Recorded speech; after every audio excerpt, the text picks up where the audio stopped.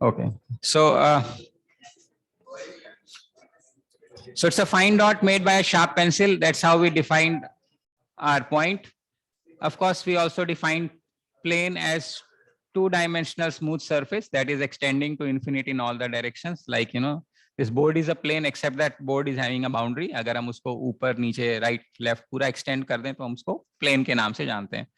Of course, we talked about different types of points. This is thick point, thin point. So, I mean, this is a better definition of a point when compared to a thicker point, right? That's what we studied. We talked about line, दोनों arrow होनी चाहिए, extending to infinity, normally represented by small alphabets. अगर हम दो बिंदु fix कर देते हैं तो उसको लाइन सेगमेंट का मतलब पार्ट होता है, and it is always fixed by capital alphabets, right. फिर हमने बोला था रे, जहां पे एक एंड पॉइंट होता है, एक इन्फिनिटी जाता है, उसको हम रे बोलते हैं. Angle, inclination of one line over another line is defined as angle, right? How would we say? We would say BAC or CAB or simply angle A. We talked about different types of angles जो हमने school में पढ़े हैं. Acute angle, angle between 0 and 90 degree angle जो एकदम 90 degree पे है. Obtuse angle जो 90 से बड़ा है, 180 से छोटा है. स्ट्रेट एंगल जो एकदम सीधी लाइन में आता है उसको स्ट्रेट एंगल बोलते हैं. Reflex angle which is more than 180 and less than 360 is known as reflex angle, and then complete angle, ऐसा इसको 360 डिग्री हम बोलते हैं. ऐसे अगर हम दो लाइन खींच दें इसको वर्टिकली ऑपोजिट एंगल्स के नाम से जानते हैं. एडजेसेंट एंगल जो बाजू बाजू वाले एडजेसेंट एंगल्स होते हैं. फिर हमने बात करी थी complementary angle. Sum of two angles 90 degree को कॉम्प्लीमेंट्री बोलते हैं, sum of two angle 180 degree को सप्लीमेंट्री एंगल बोलते हैं. याद कैसे रखोगे? ABCD सभी को आती है तो C पहले आती है तो छोटा पहले आ जाएगा, ठीक है. 90 डिग्री S बाद में आता है तो supplementary. Sum of two angle is 180 is known as supplementary. फिर मैंने आपको समझाया था लीनियर पेयर एंगल. लीनियर का मतलब सीधी लाइन, पेयर यानी जोड़ा. दो एंगल मिलके जब सीधी लाइन बनाते हैं तो हम उसको लीनियर पेयर एंगल बोलते हैं. फिर जो कंफ्यूजन थी वो ये थी भाई सप्लीमेंट्री एंगल और लीनियर पेयर एंगल में फर्क क्या है. फर्क ये है कि लीनियर पेयर का मतलब होता है सीधी लाइन बननी चाहिए, लेकिन सप्लीमेंट्री एंगल में कोई जरूरी नहीं है सीधी लाइन बने. जैसे कि एक साइक्लिक क्वाड्रिलेटरल अगर अपन लेते हैं, सर्कल में क्वाड्रिलेटरल बनाते हैं तो जो ऑपोजिट वाले एंगल होते हैं ना, उनका सम हमेशा कितना होता है? 180 डिग्री. इसको क्या बोलते हैं हम? साइक्लिक क्वाड्रिलेटरल के नाम से भी जानते हैं. इसकी property of course we are going to once again study this in detail. और जिन्होंने नहीं लगाया टेंशन मत लेना, मैं थोड़ा फास्ट बोल रहा हूँ. तुम सोचो पता नहीं बाउंसर से क्यों जा रहे हैं. जब हम अपनी वाली क्लास शुरू करेंगे then we will go slightly slower, right? Then of course we talked about interior angle. Triangle के अंदर वाले जो एंगल्स होते हैं उनको इंटीरियर बोलते हैं. आप किसी भी साइड को एक्सटेंड कर दो, मान लो ऐसे ऐसे ऐसे एक्सटेंड कर दिया तो ये जो ग्रीन वाले हैं इनको हम एक्सटीरियर एंगल के नाम से जानते हैं. अगर आप ध्यान से देखोगे तो ये इंटीरियर है और ये एक्सटीरियर है और दोनों मिलके एक सीधी लाइन बन रही है, तो इंटीरियर प्लस एक्सटीरियर हमेशा 180 डिग्री बनेगा, ठीक है. तो ये हमने लिखा था interior plus exterior is 180 degree. ये हमने कुछ ट्रायंगल्स यानी एंगल्स के बारे में पढ़ाई करी थी पिछले सेशन में. That is what we had. फिर हम कुछ पैरेलल लाइंस के बारे में पढ़ रहे थे कि पैरेलल लाइन वो होती है जो आपस में कभी भी नहीं मिलती है. टू डायमेंशनल सरफेस में अगर अपन दो सीधी लाइन बना दें वो कभी भी मीट ना करें, उसको हम पैरेलल लाइंस के नाम से जानते हैं. और अगर हम एक लाइन ऐसे कट कर दें, it is known as transversal, and transversal will lead to the generation of 8 angles, 1 2 3 4 5 and 6. 3 और 6 ये जो हरे हरे दिख रहे हैं इनको क्या बोलते हैं? Alternate interior angle. क्यों?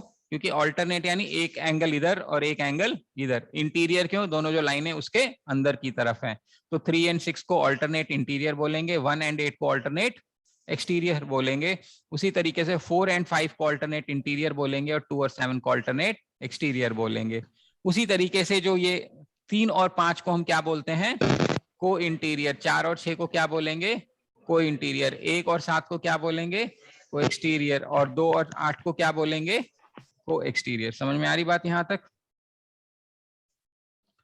उसके बाद हम देखते हैं कि जो ऊपर वाला सेट है मेरे पास 1 2 3 4 और नीचे वाला जो सेट है 5 6 7 8. 1 की जो पोजीशन है वो 5 को करस्पॉन्ड कर रही है, 3 की जो पोजीशन है वो 7 को करस्पॉन्ड कर रही है, 2 की पोजीशन 6 को करस्पॉन्ड कर रही है और 4 की पोजीशन 8 को करस्पॉन्ड कर रही है. इसलिए इनको क्या बोलते हैं हम? करस्पॉन्डिंग एंगल्स के नाम से जानते हैं, जो हमने यहाँ पे लिखा है. तो जो ये सारा मैंने लिखा हुआ है वो अभी मैंने समझाया. Alternate interior angle, alternate exterior angle, को इंटीरियर एंगल, को exterior angle and corresponding angle. ये 5 तरह के सेट्स होते हैं इसके अंदर. इसके बाद हमने इसकी प्रॉपर्टीज के बारे में थोड़ा सा पढ़ा था कि पैरेलल लाइन की प्रॉपर्टी क्या होती है. ये हमने इंटरसेप्ट वाली प्रॉपर्टी पढ़ी थी कि अगर अपने पास मान लो ये एक पैरेलल लाइन, ये एक पैरेलल लाइन, ये और एक पैरेलल लाइन, ठीक है, एक इंटरसेप्ट ऐसे बनाया और एक ऐसे बनाया, तो ये जो लाइन है इसके बीच का जो गैप है, जितनी लाइन तिरछी होती जाएगी, एंगल होती जाएगी, उस वो गैप बढ़ता जाएगा। क्या ए बी डी के बराबर है?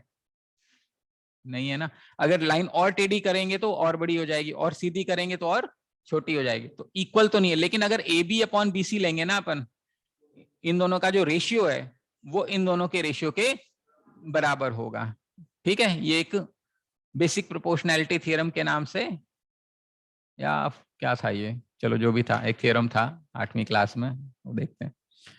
तो so but the intercepts would be in the same ratio. So intercepts made by two or more parallel lines onto two intercepts will always have the same ratio. That means AB upon BC will always be equal to DE upon DF. इसी को हम further extend करके BPT जो triangle के अंदर होता है वो वाली property पढ़ते हैं। अभी हम देखेंगे क्या property है वो। उसके बाद हमने ये देखा था कि भाई एक ट्राइंगल के अंदर टोटल इंटीरियर एंगल कितना होता है, 180 डिग्री होता है। तो वो क्यों होता है 180 डिग्री, हमने उसका प्रूफ देखा था कि अगर हम एक पैरेलल लाइन बना देते हैं, so this AB will act as a transversal, right? So if this is acting as a transversal, then this green and this green are same, alternate interior angles in a parallel line. Similarly, angle C and angle C will be same, alternate interior angles in a parallel line. Since by construction this is a straight line, B plus A plus C is 180 degree, therefore angle in a triangle is also 180 degree. Now how do you know that B is equal to C? ये कौन सी property है? और अभी ये मैंने शायद skip कर दिया, पैरेलल लाइंस की जो प्रॉपर्टीज हैं, बेसिक प्रॉपर्टीज क्या है पैरेलल लाइन की। इन पैरेलल लाइंस, अगर हमारे पास दो पैरेलल लाइंस हैं तो ये सारी प्रॉपर्टीज ट्रू होंगी। कौन सी property? Alternate interior angles will be equal, alternate exterior angles will be equal, co interior angles will be supplementary, co exterior angles will be supplementary and corresponding angles will be equal. ये सारी बातें हमने देखी थी, ये याद करने वाली कुछ बातें हैं जो हमने पिछली क्लास में करी थी। फिर हमने ट्राइंगल्स के बारे में थोड़ा और पढ़ाई करी थी। क्या क्या पढ़ाई करी थी? ट्राइंगल्स की क्लासिफिकेशन के बारे में हमने पढ़ा था। दो तरीके से क्लासिफिकेशन होती है, depending on angle and depending on length. अगर किसी ट्राइंगल की तीनों साइड्स बराबर है, we call it as a equilateral triangle. दो साइड बराबर है तो आइसोसेलेस ट्राइंगल, और कोई भी साइड बराबर नहीं है तो स्केलेन ट्राइंगल। ठीक है, उसी तरीके से डिपेंडिंग ऑन एंगल, अगर तीनों एंगल 90 से कम है तो एक्यूट एंगल ट्राइंगल, एक एंगल 90 है तो उसको राइट एंगल, एक एंगल 90 से ज्यादा है तो ऑब्ट्यूस एंगल ट्राइंगल। ये हमने पिछले क्लास में देखा था, ये क्लासिफिकेशन करी थी। फिर हमने कॉन्ग्रुएंसी ऑफ ट्राइंगल किया था कि कॉन्ग्रुएंसी किसको बोलते हैं। अगर दो फिगर एकदम आइडेंटिकल है तो हम उसको क्या बोलते हैं? कॉन्ग्रुएंट बोलते हैं। यानी दो फिगर हमने ले ली, दोनों को मिक्स कर दिया और उसके बाद हमें ये नहीं पता चलेगा कि पहले वाली कौन सी है और बाद वाली कौन सी है, यानी एग्जैक्ट ओवरलैप होता है, उसको हम क्या बोलते हैं? Congruent figures. तो कॉन्ग्रुएंट फिगर की दो कैरेक्टरिस्टिक्स क्या बताई थी? Similarity and equality. तो सिमिलर का मतलब क्या है? देखो ये सर्कल है और ये भी सर्कल है, तो सिमिलर का मतलब होता है ये डिजाइन सेम है, ये सिंबल क्या है? सिमिलर, यानी डिजाइन सेम है। अगर डिजाइन सेम है और साइज भी सेम है तो हम कहेंगे डिजाइन भी सेम है और साइज भी सेम है, तो इसको हम कॉन्ग्रुएंट का डिजाइन मानते हैं। So this is a representation of congruence, that means एकदम identical. Now if there are two triangles which are congruent, अगर अपन इस ट्रायंगल को इसके ऊपर रख दें, इस ट्रायंगल को इसके ऊपर रख दें तो एकदम से एक ओवरलैप करेगा। तो एक ट्रायंगल में 6 पैरामीटर्स होते हैं, 3 एंगल और 3 साइड, तो तीनों एंगल तीनों साइड के बराबर होने चाहिए। फॉर एग्जाम्पल अगर अपन इसको इसके ऊपर रख दें तो ए की वैल्यू पी के बराबर होनी चाहिए, बी की वैल्यू क्यू के बराबर होनी चाहिए, सी की वैल्यू आर के बराबर होनी चाहिए, और ए बी की वैल्यू पी क्यू के बराबर होनी चाहिए, ए सी की वैल्यू पी आर के बराबर होनी चाहिए, और बी सी की वैल्यू क्यू आर के बराबर होनी चाहिए। यही बात है। लेकिन अगर अपने को प्रूव करना है कि दोनों ट्राइंगल्स कॉन्ग्रुएंट है या नहीं, तो क्या ये 6 की 6 बातें प्रूव करनी पड़ेंगी या कुछ लिमिटेड कंडीशन से काम चल जाएगा? कुछ लिमिटेड कंडीशन से काम चल जाएगा, जो हमने कभी ना कभी स्कूल में पढ़ाई करी है। पहला कंडीशन क्या था? SSS congruency theorem, यानी if three sides of one triangle is identical to the three sides of other triangle, both the triangles will always be congruent. अपने को 6 बातें प्रूव नहीं करनी। अगर तीनों साइड एक ट्राइंगल का तीनों साइड दूसरे ट्राइंगल के इक्वल हो जाएगा तो हम ये कंक्लूड कर सकते हैं कि दोनों ट्राइंगल्स क्या हैं? कॉन्ग्रुएंट हैं। आ रही बात समझ में? ओके। देन दूसरा था SAS congruency theorem, right? Side angle side, two sides and the included angle, if they are equal, then also we can say that the two triangles will be, two sides and the included angle must be equal, then the two triangles will be congruent. And the third congruency was RHS congruency theorem, right angle, hypotenuse and side. So one of the angle must be 90 degree, 90 के सामने वाली hypotenuse बराबर होनी ही चाहिए, and one of the side should be equal to the other side. Then we can say that the two triangles are congruent using RHS congruency theorem. इसके बाद हमने किया था similarity of triangles. तो सिमिलर मतलब होता है, हाँ यस बोलो सर, AS और AS भी कॉन्ग्रुएंट के लिए यूज होते हैं, सिमिलर के लिए होते हैं? कौन सा? AS से एंगल, साइड एंगल, AS से कॉन्ग्रुएंसी वो होती है, कॉन्ग्रुएंसी हो जाती है। लिखा नहीं क्या मैंने यहाँ पे, लिखा ये रखा, AS से कॉन्ग्रुएंसी के लिए होती है। Two sides and the included angle की जरूरत नहीं है, टू साइड्स और एक एंगल, टू एंगल और वन साइड कोई भी बराबर हो जाएगी तो भी ये दोनों कॉन्ग्रुएंट हो जाएंगे। क्यों? क्योंकि जो एक्चुअली तो AS से यानी साइड इंक्लूड होनी चाहिए, बट अगर दो एंगल बराबर है तो तीसरा एंगल अपने आप ही बराबर हो जाएगा, तो अपने आप ही वो AS से बन जाएगा। समझ में आ रहा है क्या कह रहा हूँ? ओके, ऐसे ही हमने सिमिलरिटी पढ़ी थी। सिमिलर की प्रॉपर्टीज क्या थी? या तो तीनों साइड प्रोपोर्शनल हो जाए, और या दो साइड प्रोपोर्शनल हो जाए, एक एंगल इक्वल हो जाए, या सबसे ज्यादा कॉमनली यूज कौन सा था? एंगल। दो एंगल बराबर होंगे तो तीसरा एंगल अपने आप बराबर होगा, तो तीनों जो फिगर्स हैं, जो दोनों फिगर्स हैं वो क्या हो जाएंगी? सिमिलर। ये हमने प्रूफ देखा था, कुछ कुछ किया था यहाँ पे, और मैंने आपको रिजल्ट बताया था। तो ये सारा कुछ हमने पिछली क्लास में किया था, तो हैवी था, तो आज होएगा, ठीक है? नहीं आज ना, अभी हम ट्राइंगल्स पे ही हैं। ट्राइंगल्स का इंटरेक्शन विद स्ट्रेट लाइंस, ये सब इसमें थोड़ा सा जोर आता है समझने में भी, याद करने में भी, क्योंकि इसमें कुछ चीजें हमें पता होनी चाहिए, कुछ चीजें याद होनी चाहिए, इसलिए। तो सबसे पहले हम देखेंगे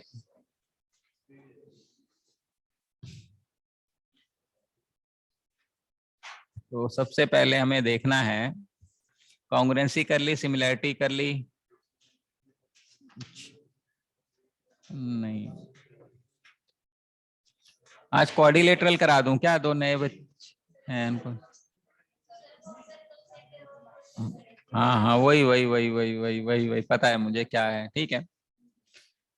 तो अब हम जो आज पढ़ने वाले हैं, that is basically the relationship and understanding of various lines and triangles. Lines और ट्राइंगल्स का जो इंटरप्ले, हमने लाइंस भी पढ़ा है और हमने ट्राइंगल्स भी पढ़ा है। अब इन दोनों के बीच का जो इंटरेक्शन है, हमें वो पढ़ना है आज।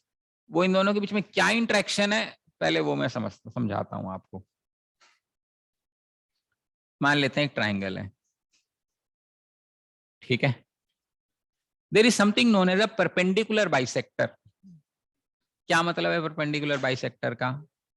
एक ऐसी लाइन जो सामने वाली साइड को दो बराबर हिस्सों में बांट दे, उसको बाइसेक्टर बोलते हैं। बाइसेक्ट, बाई यानी दो, सेक्ट यानी काटना। कोई लाइन जो किसी लाइन को दो हिस्सों में, दो बराबर हिस्सों में बांट दे, उसको बाइसेक्टर बोलते हैं। लेकिन ये बाइसेक्टर कैसा होना चाहिए? परपेंडिकुलर भी होना चाहिए। समझ में आ रहा है? ये परपेंडिकुलर, जितनी भी हम लाइनें पढ़ते हैं वो सारी नॉर्मली वर्टेक्स से पास करती हैं, लेकिन परपेंडिकुलर बाइसेक्टर वर्टेक्स से पास कर भी सकती है और नहीं भी कर सकते, डिपेंडिंग ऑन वो ट्राइंगल कैसा है। तो मान लेते हैं हमने एक परपेंडिकुलर बाइसेक्टर ये बनाया, तो और दूसरा परपेंडिकुलर बाइसेक्टर मान लेते हैं अपन ने ये बनाया, तो कहीं ना कहीं ये तो इंटरसेक्ट करेगा।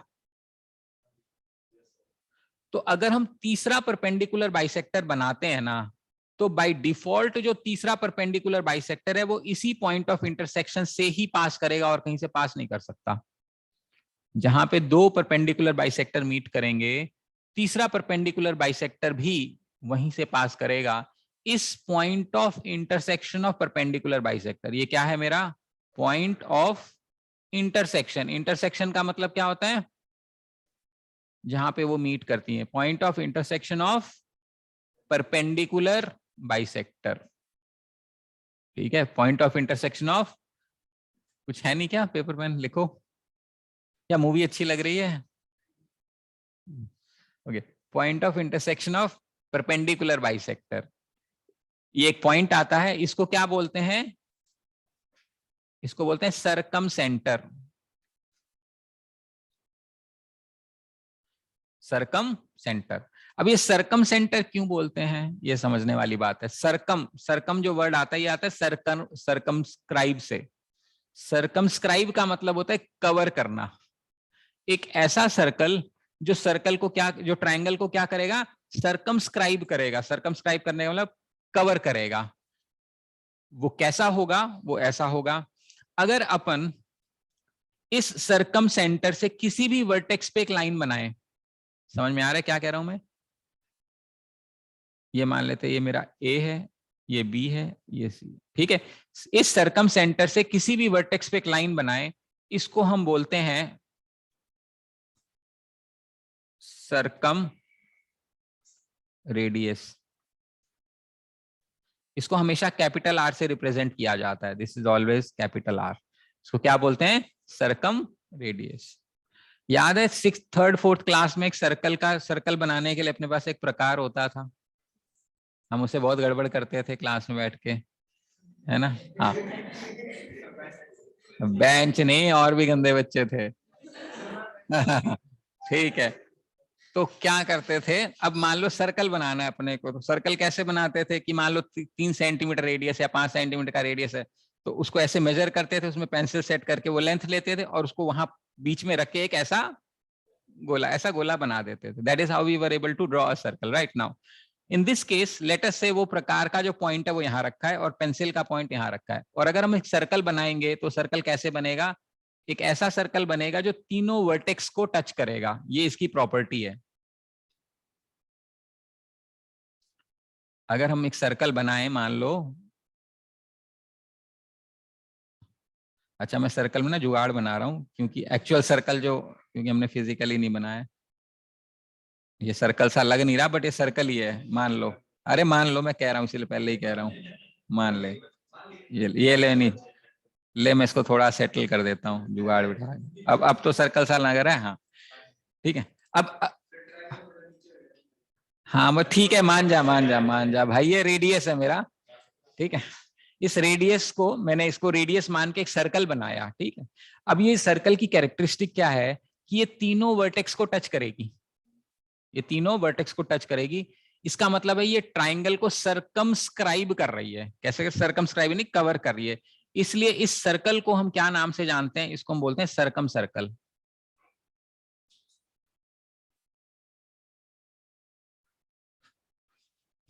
ठीक है, तो point of intersection of perpendicular जो बाय होता है,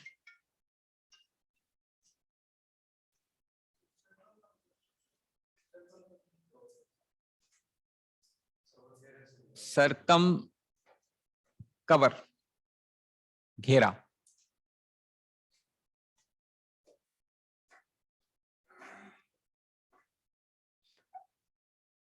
ठीक है, यहां तक बात समझ में आती है। अब अगर हमें इस कैपिटल आर की वैल्यू चाहिए, हमें क्या चाहिए?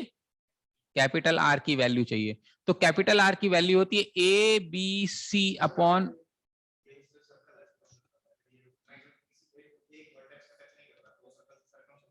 नहीं है,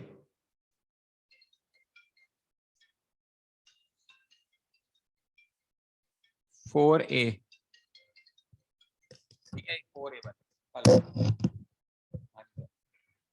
क्लास में फोर, चार बजे।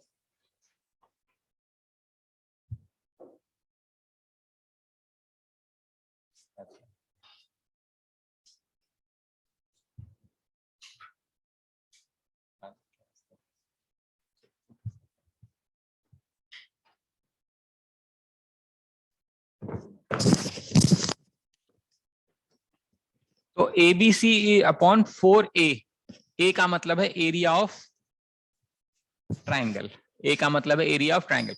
एबीसी का क्या मतलब है? देखो, जो ये कैपिटल ए होता है ना, वर्टेक्स में जो कैपिटल ए होता है, उसके जो सामने वाली साइड होती है हमेशा हम उसको स्मॉल ए बोलते हैं। स्मॉल ए, ठीक है। यहाँ पे कैपिटल बी है, इसके सामने वाली साइड स्मॉल बी होएगा, और ये सी जो है इसके सामने वाली साइड स्मॉल सी होगी। आ रही बात समझ में? ये स्मॉल ए, स्मॉल बी, स्मॉल सी, इस तरीके से हम इसको एंटरटेन करते हैं कि अगर हमें रे निकालना है ए बी सी बाय, किताब में 4 डेल्टा भी लिखा होता है, ऐसा डेल्टा का मतलब ऐसे triangle, delta itself also means the area of triangle, that's how it is represented, मैंने ए लिख दिया। So if you want to find circumcentre of a triangle, right? If you want to find a circumcenter of a triangle, it is given as product of the 3 sides of the triangle divided by 4 times the area of the triangle. That is how you'll be able to derive capital R. ये एक important बात है, ये important है हर exam के point of view से, ये समझ में आना चाहिए अच्छे से। सर्कम रेडियस क्या होता है, कहाँ मिलता है, और उसकी निकालने का तरीका क्या है, ये इसका सर्कम रेडियस का अंडरस्टैंडिंग है। यहां तक बात समझ में आती है? ठीक है।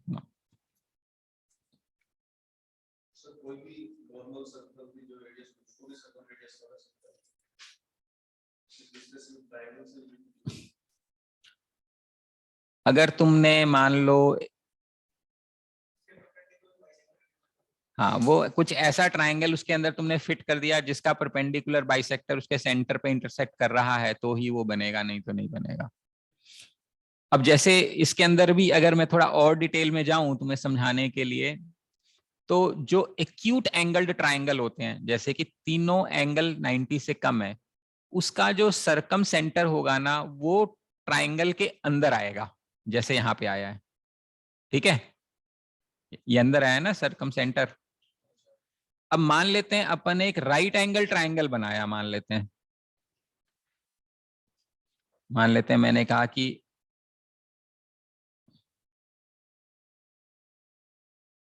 ये मेरा राइट एंगल ट्राइंगल है, मान लेते हैं, ठीक है। तो इसका जो परपेंडिकुलर बाइसेक्टर होगा ना, इसका जो परपेंडिकुलर बाइसेक्टर मान लेते हैं यहाँ पे, ठीक है, और हमें एक ऐसा सर्कल बनाना है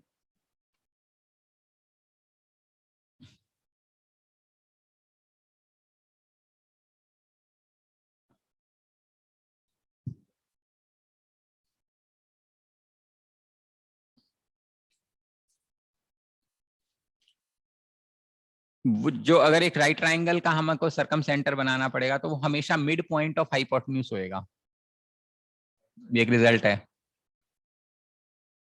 राइट एंगल का सरकम सेंटर जो होएगा वो मिड पॉइंट ऑफ हाइपोटेन्यूज होगा, ठीक है। तो ये सरकम सेंटर, एक सेकंड चीज ये है,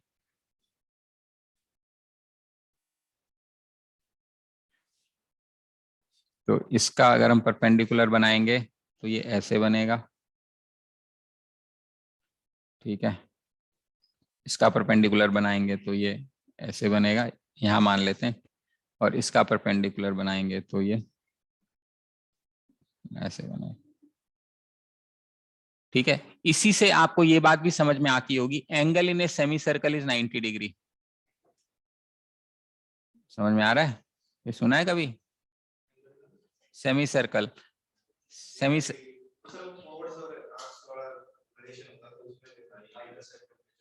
हाँ, नहीं नहीं नहीं नहीं, वो अभी इंस्क्राइब सर्कल में समझाऊंगा, लेकिन यहां से भी आपको समझ में आ रहा होगा कि ये राइट एंगल ट्राइंगल है। अगर मैं किसी भी एक हाफ सर्कल के अंदर, मान लो मेरे पास, इसको सेमी सर्कल बोलते हैं, अगर मैं इसके अंदर एक कोई भी ट्राइंगल बनाऊंगा ना ऐसे, तो ये पक्का 90 डिग्री बनेगा। कोई भी आप ट्राइंगल बनाओगे ना तो ये 90 डिग्री बनेगा। ये अपने आप में बहुत ही इंपॉर्टेंट रिजल्ट है एग्जाम पॉइंट ऑफ व्यू से। हाँ, पेरीफेरी पे, हाँ, ये रिजल्ट है। अब क्यों है, एक और तरीका है इसको समझाने का। सेमी सर्कल, सेंट्रल एंगल जो होता है वो ट्वाइस, हाफ ट्वाइस होता है इंस्क्राइब्ड का, वहां से भी इसको जब मैं सर्कल्स पढ़ाऊंगा तब समझा दूंगा, ठीक है, ओके। उसके बाद हम आते हैं, ये है आपका सरकम सेंटर और सरकम रेडियस, इसको कैपिटल आर से रिप्रेजेंट किया जाता है। अगला आता है point of intersection of angular bisector. क्या आता है? पॉइंट ऑफ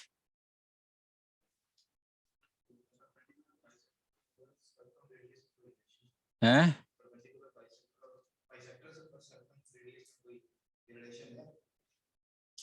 बाइसेक्टर में और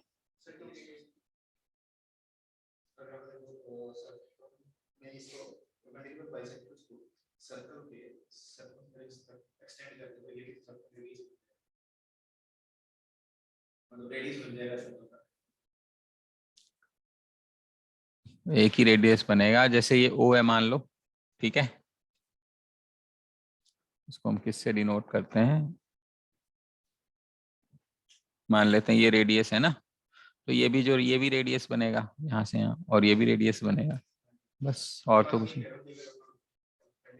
इस हाँ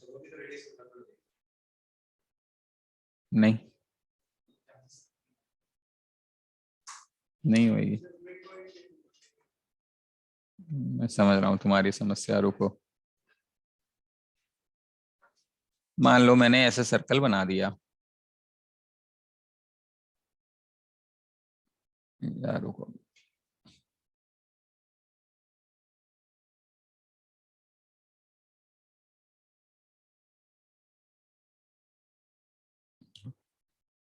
ठीक है, इसका परपेंडिकुलर बाइसेक्टर मान लेते हैं यहाँ कहीं आ रहा है ऐसे, ठीक है। इसका परपेंडिकुलर बाइसेक्टर कुछ ऐसे बनेगा, इसका कुछ ऐसे बनेगा, और इसका कुछ ऐसे बनेगा। अब इसका जो रेडियस बनेगा वो यहाँ नहीं बनेगा ऐसे। हाँ हो गया, उससे क्या है, वही तो मैं समझा रहा हूँ कि जो तुम कह रहे हो कि इसको एक्सटेंड कर दोगे तो ये वो बनेगा, कि कोई जरूरी नहीं है, यही कह रहा हूँ मैं आपको। हाँ जरूरी नहीं है, ठीक है।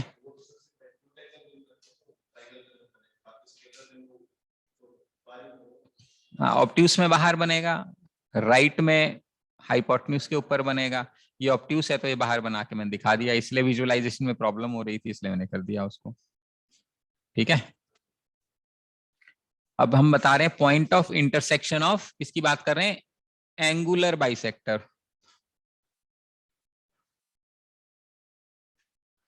तो एंगुलर बाइसेक्टर क्या होता है ये समझते हैं हम।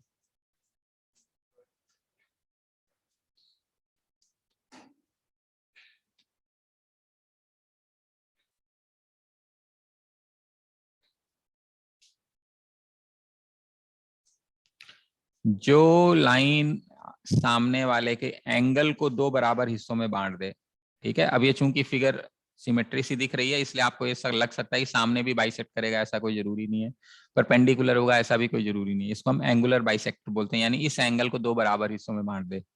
जो मेरा सेकंड एंगुलर बाइसेक्टर है मान लेते हैं,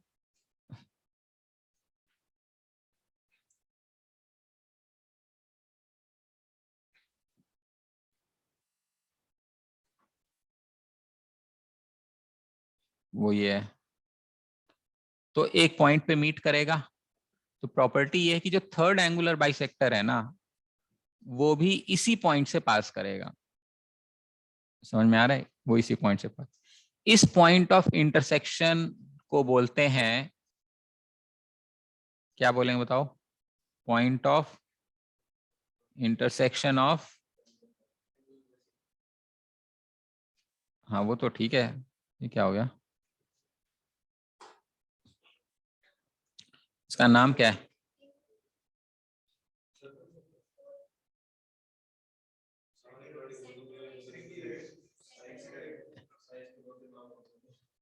एक ही बचा है, वही बता दो बस।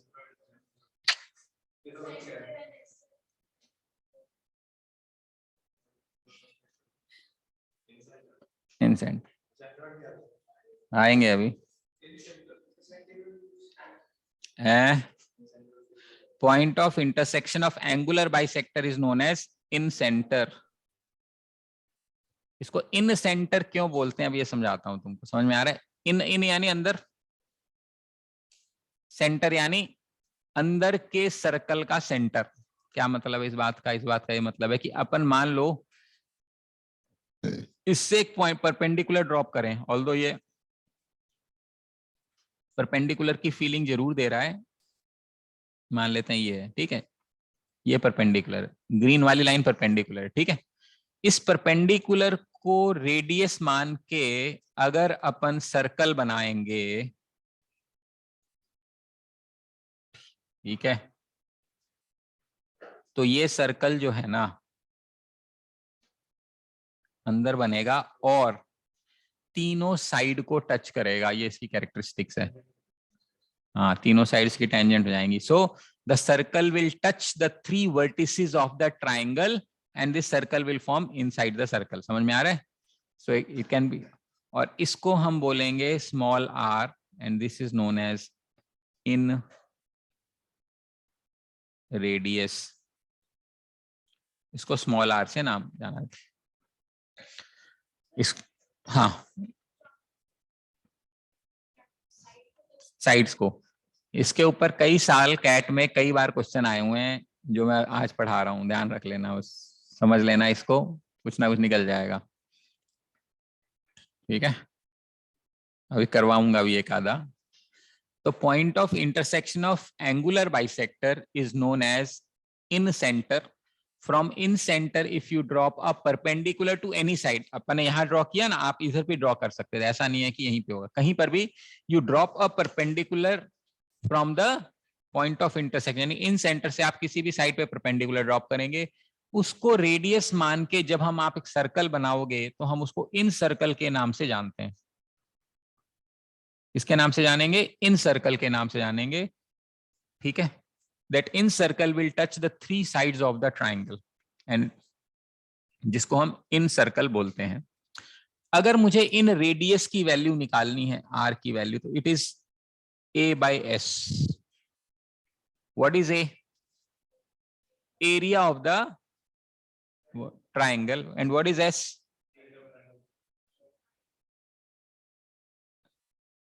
इसको बोलते हैं सेमी पेरीमीटर। सेमी का मतलब आधा, पेरीमीटर का मतलब होता है लेंथ ऑफ द 3 साइड्स। तो 3 साइड्स की लेंथ जो होगी वो ए बी सी होगी, और मैंने आपको बताया है कि अगर हमने वर्टेक्स ए बी सी माना है तो स्मॉल ए स्मॉल बी स्मॉल सी,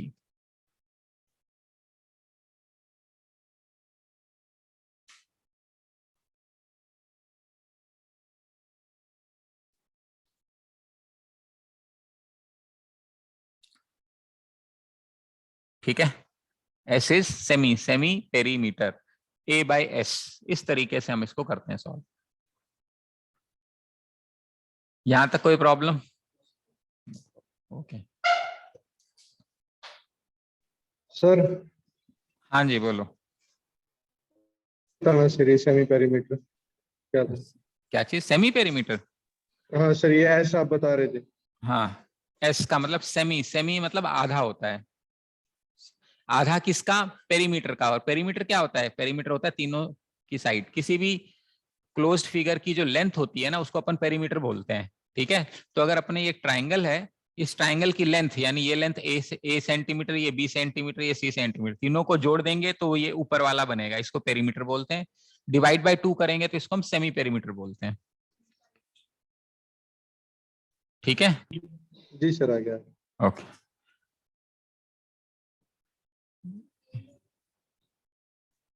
अब इसमें एक क्वेश्चन ये बन सकता है, ये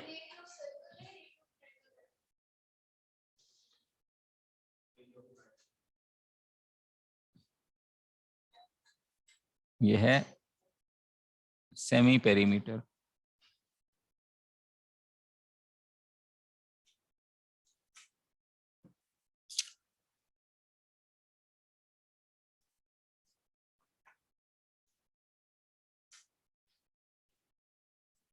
ठीक है, area of.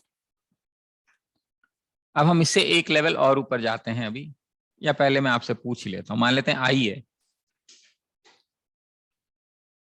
What is the relationship between angle I, ये मैं एंगल आई, ये वाला एंगल, ठीक है, एंड एंगल ए, है ना। कैसे?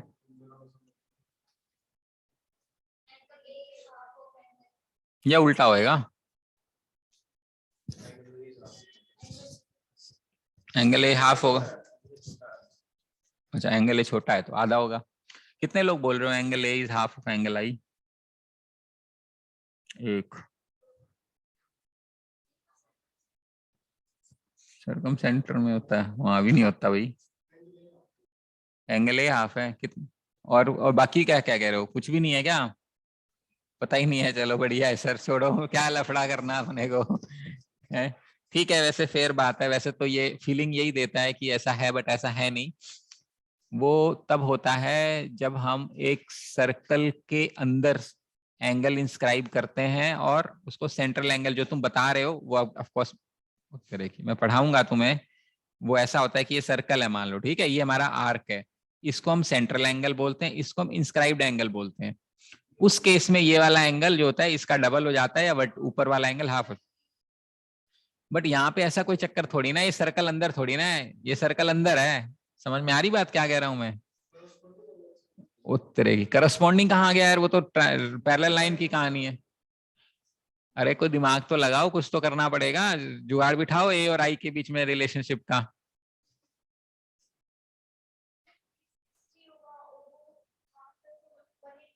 और A60 क्यों होगा भाई?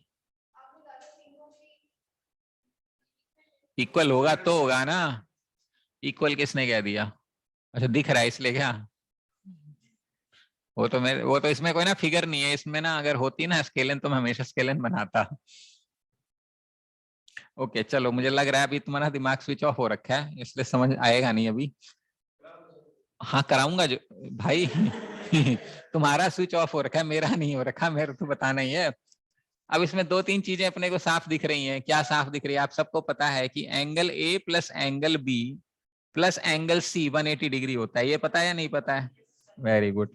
अब हमें आई निकालना है, ठीक है। हम आई आई के बारे में समझो, आई के बारे में क्या कह सकते हैं, इसके बारे में क्या कह सकते हैं? क्या क्या क्या क्या क्या?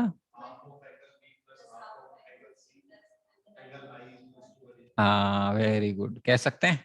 अगर हम इस ट्राइंगल की बात करें, आई बी सी की बात करें, ठीक है, half of B plus half of C plus I is equal to 180 degree. तो मैं लिख देता हूं half of angle B plus half of angle C plus I is equal to, चलेगा? अभी 180 बराबर है तो एक दूसरे के बराबर कर दूं। ठीक है, तो मैं ये कह सकता हूं angle A plus angle B plus angle C is equal to half of angle B plus half of angle C plus I, चलेगा? अब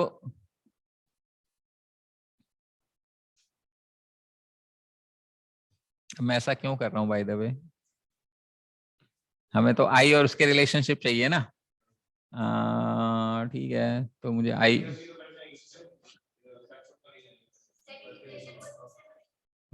ना ना ना ना ना ना ना ना ना, हमें चाहिए ए और सी में। रुको रुको रुको रुको रुको, हाँ मतलब ए और आई में, तो हमें बी और सी तो कैंसिल करना है ना। तो भाई क्यों इतनी मेहनत करी, रुको। ये 180 के बराबर है, ठीक है, यहाँ भी हटा देते हैं, इतना करने की भी जरूरत नहीं है। हमें सिर्फ ये हटाना है, समझ में आ रही बात? हमें ये हटाना है, ये हटाते ही ए में रिलेशनशिप आ जाएगा। कहना इसे बी प्लस सी की वैल्यू जो है वो 180 माइनस ए है। अपने को इसका आधा चाहिए, तो अगर अपने को इसका आधा चाहिए तो इसका भी आधा चाहिए, बेसिकली बात तो यही है। समझ में आ रही बात? तो इसकी जगह, इस सिस्टम की जगह मैं इसको 90 माइनस ए बाई टू कर दूं।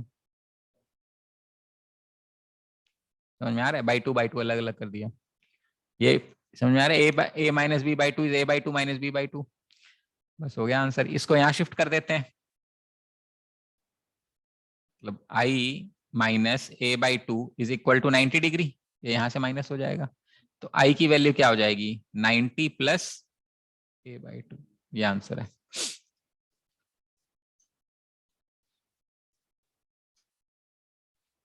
कुछ पढ़ रही है बात?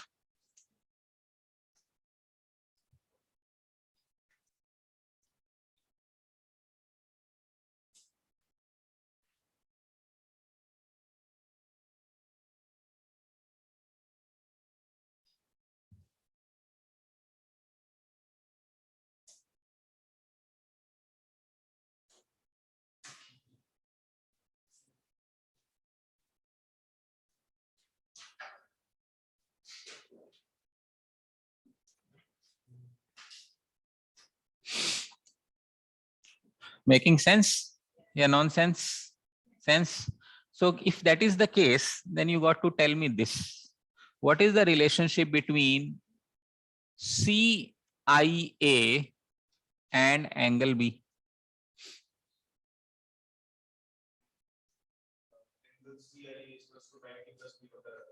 ये वाला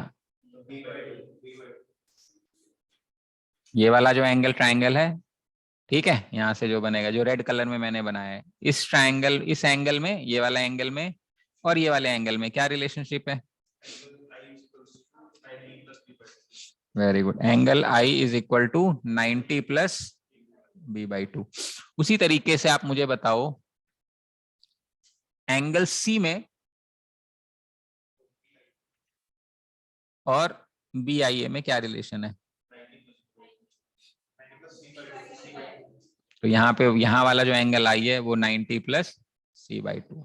समझ में आ रहा है? उसको हमने सिर्फ एक्सटेंड कर दिया, प्रूव करने की जरूरत नहीं है। यहाँ एक बार कर दिया, बाकी सेम लॉजिक। ये समझ में आया ना, ये प्रूफ क्या किया है? कोई दिक्कत? तो इसमें हमें क्योंकि बी और सी नहीं चाहिए था, हमने यहाँ से रिप्लेस कर दिया बस, और कुछ रिजल्ट आ गया।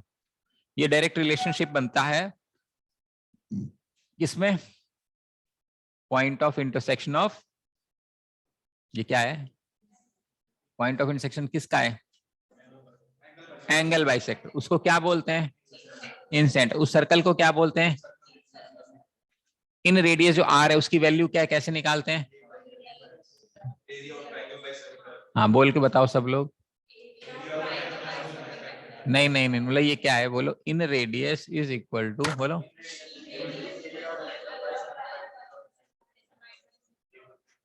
फिर से बोलो। इन रे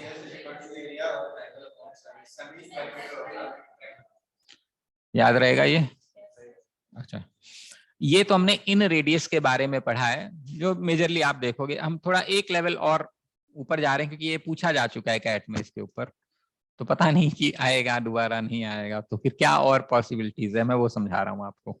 ठीक है, किस्मत खराब है तो हम तैयारी कर लें उसकी। ये मान लेते हैं हमारा ट्राइंगल है, ठीक है। अभी हमने जो पढ़ा वो ये पढ़ा कि हमने इसका एंगुलर बाइसेक्टर बनाया ऐसे, ठीक है। फिर अपन ने इसका एंगुलर, क्या हो गया, ये क्यों सिलेक्ट हो गया भाई? तू ये रहा। हाँ, हमने ये एंगुलर बाइसेक्टर बनाया, हमने ये एंगुलर बाइसेक्टर बनाया, हमने ये एंगुलर बाइसेक्टर, ठीक। और ये हमारा point of intersection of angular bisector, यहां से अपन ने परपेंडिकुलर बनाया और सर्कल वर्कल बना के इन रेडियस निकाल दिया। इसको इन रेडियस जो हम बोलते हैं। अब क्या है, मान लेते हैं अपन ने इसको एक्सटेंड किया, ये क्या बोलेंगे? इसको एक्सटीरियर एंगल बोलेंगे। मान लेते हैं ए है, ये बी है, ये सी, तो ये क्या है मेरा? ये पूरा का पूरा एक्सटीरियर एंगल है। उसी तरीके से मान लो मैंने इसको एक्सटेंड कर दिया, तो ये पूरा का पूरा मेरा क्या है? एक्सटीरियर। और ये जो चला रहा है वो मेरा इंटीरियर है।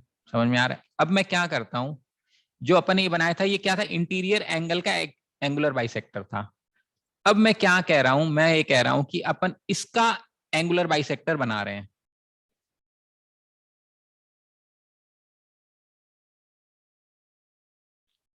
इसका एक एंगुलर बाइसेक्टर,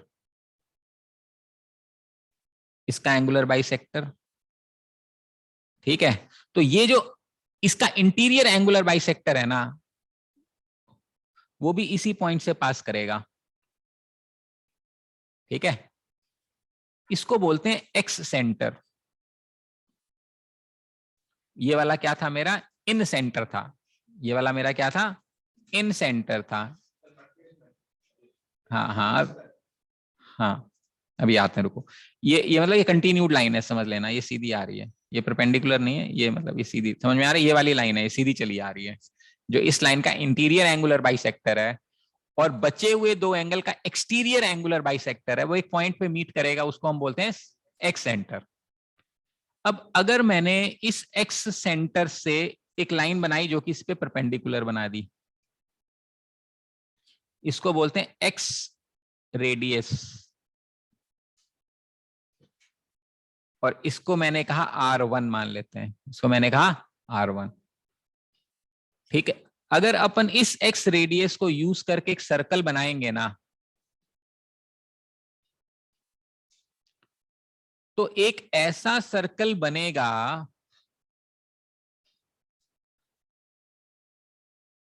अब मान लो कि ये सर्कल है, ये उसमें वो नहीं करना अपने को,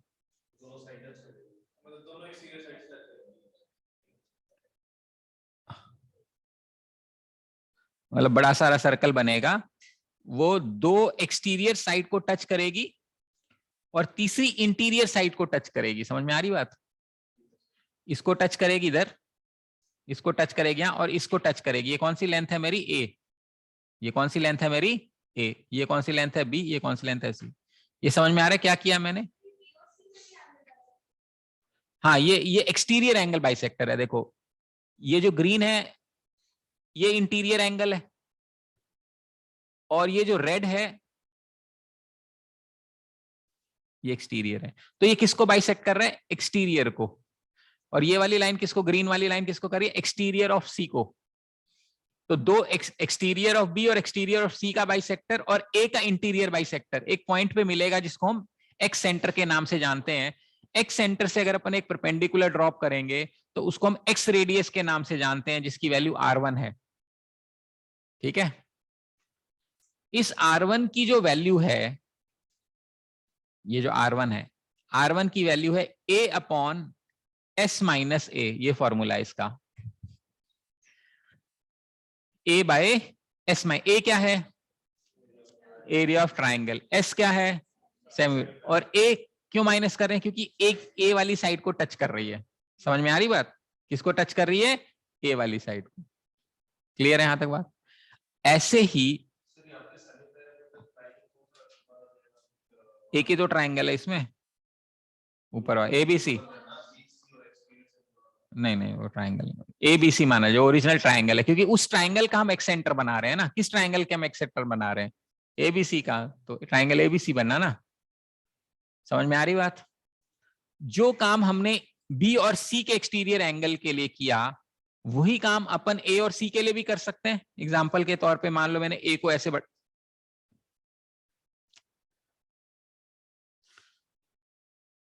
मैंने A को ऐसे बढ़ा दिया, मान लो।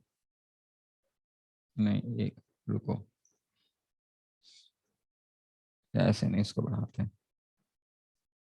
जो इसका एक्सटीरियर एंगल बनेगा वो ये बनेगा ऐसे, यस, ठीक है। और ये सी वाला बनेगा वो बनेगा ऐसे, ठीक है। समझ में आ रहा है? ये वाली जो लाइन है, ये जो ये इंटीरियर एंगुलर बाइसेक्टर, इसको एक्सटेंड करना है अपन ने ऐसे। अब ए, ये एक्सटीरियर ऑफ ए और एक्सटीरियर ऑफ सी समझ में आ रहा है? इसको मैं रेड बना देता हूं। एक्सटीरियर ऑफ ए यहां कहीं मान लो बनेगा, और एक्सटीरियर ऑफ सी यहां कहीं मान लो बनेगा। समझ में आ रहा है? ये भी मेरा बनेगा एक्स सेंटर। ये भी मैं क्या बोल रहा हूं इसको? X centre. अब यहां एक्स सेंटर से मान लो मैंने एक परपेंडिकुलर ड्रॉप कर दिया यहां पे, ये मेरा बनेगा एक्स रेडियस R2। ये क्या बनेगा? X radius. इसको बोलेंगे हम एक्स रेडियस, ठीक है। अब अगर मैं इसको रेडियस मान के एक सर्कल बनाता हूं, जो भी जैसा भी बनेगा बस मान लेना एक बार के लिए,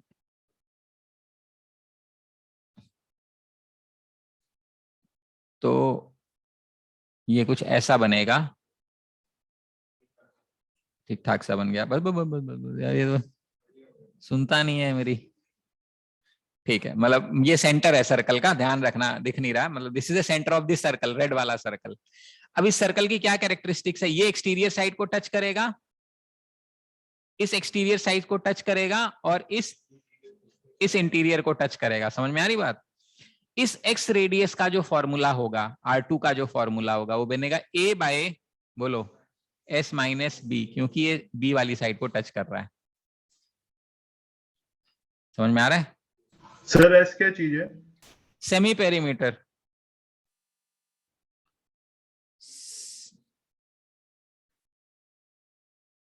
S जो है वो सेमी पेरीमीटर, S जो है वो A plus B plus C by 2 है। समझ में आ रहा है? ये दो बन गए। ऐसे ही अगर अपन एक इसको एक्सटेंड करके एक तीसरा बनाएंगे तो वो भी एक सर्कल बनेगा। बनाऊं या समझ में आ गया? इमेजिन, उसका जो रेडियस बनेगा वो बनेगा, पेंसिल से लिखता हूं R3, वो बनेगा A बाय, ठीक है। तो इसके अंदर तीन चीजें हो गई बेसिकली हमारी, अगर हम ध्यान से देखें तो एक चीज है मेरी inradius which is A by S, ठीक है। दूसरा x radius A by S minus A, R2 की वैल्यू A by S minus B, और R3 की वैल्यू A by S minus C। ये ABC किस पे डिपेंड कर रहा है? जो साइड्स को टच करेगा ना। अब ये कोई जरूरी नहीं है ना, मान लो उसने इसको R2 बोल दिया तो आप ये बोलना सर R1 के साथ तो A ही था, ऐसा कोई चक्कर नहीं है। उसका नॉमेनक्लेचर एग्जामिनर चेंज भी तो कर सकता है। अपने को देखना है कि कौन सी वाली साइड को टच कर रहा है, उससे माइनस करना है।